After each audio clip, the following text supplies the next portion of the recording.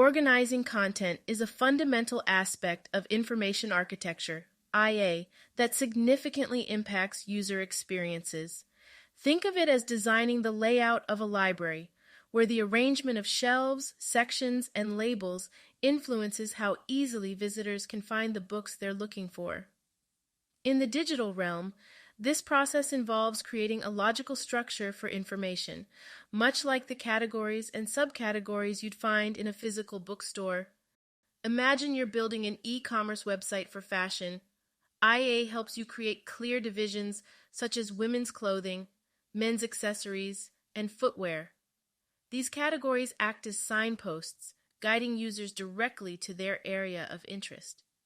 Subcategories like dresses, tops, and bottoms further refine the user journey, making it akin to selecting a specific genre in a bookstore.